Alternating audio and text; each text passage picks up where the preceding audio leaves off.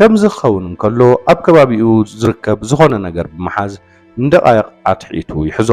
ኣብ ካምፕ ዴቪድ ኣብ ዝተኻየደ ናይ ጂኤ ኣኼባውን ኣቐዲሙ ብመንገዲ መራሕ ኡጋንዳ ዝኾነ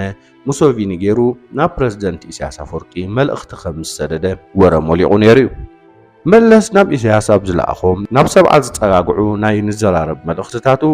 ናይ መወዳእታ ሕማሙ ኣብ ዝበርትዓሉ ግዜ ብሙሶቪኒ ዝለኣኾ መልእኽቲ ነበረ ኢሳያስ ግን ኣይተቐበሎን ብመሰረት ስምምዕ ኣልጀርስን ውሳነ ኮሚሽንን ዶባቱ ካብ ምክልኻል ወፃኢ ዝርርብ ክህሉ ከም ዘይክእል ከም ዝገለጸሉ ተሰምዐ መንግስቲ ኢትዮጵያ መለስ ዜናዊ ከም ዝሞተ ኣሚኑ ነቲ ዜና ጉሁድ ዝገበሮ ኣብ 21 ነሓሰ 2012 ዋላ እኳ እንተኾነ ብትኽክል ዝሞተ ግን ቅድሚ 4 ወይ 5 ሰሙን ኣቐዲሙ ከም ዝኾነ ይእመን ኣዕሩኽቱ ናይ ሞቱ ዜና ዝሓብኡሉ ብቑዕ ምኽንያት ከም ዘለዎም ይሕሰብ ካብ ዝተጸበይዎ ግዜ ኣቐዲሙ ስለ ዝሞተ ዕግርግር ንኸይለዓል ተባሂሉ እዩ ይበሃል ኢሳት ቴሌቪዥን ኢትዮ ሚድያ ከምኡውን ኢትዮጵያ ሪቪው ሞት መለስ ቀዲመን ክገልጻ ተሰሚዐን ነበራ በረኸት ስምዖንን ስብሓት ነጋን ናብ መድረኽ እናቐረቡ ንህዝቢ ከዕግሱ ፈቲኖም እዮም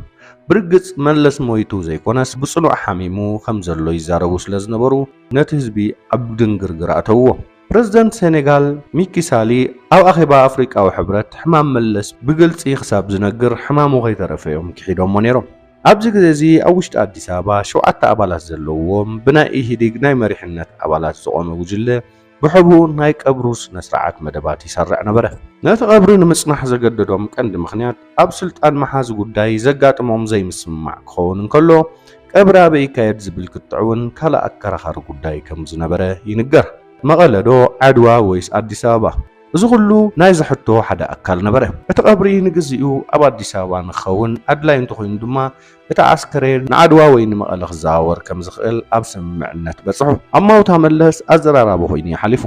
ኣብ ኣኼባ መራሕቲ ጉጅለ 8 ሃገራት CIA ብጨረር ሃሪሙ ይቀትልዎ ዝብሉ ኣለዉ ከም ጭብጡ ዘቕርብዎ ድማ ኣብ ግዜ ኣኼባ ካምፕ ዴቪድ ኣብቲ ግዜቲ ኣብ ጎኑ ዝነበረ ፕረዚደንት ጋና ዶክተር ኣታሊንስ ካብ መለስ ብቁሩብ ቀዲሙ ምማት እዩ ንመለስ ዝተሰደደ ቀታሊ ጨረር ነቲ ፕረዚደንት እውን ለኪሙ ቀቲልዎ ይብሉ እቲ ነገር ግን CIA ንምንታይ ንመለስ ይቀትሎ ዝብል እዩ መለስ ናይ ኣሜሪካ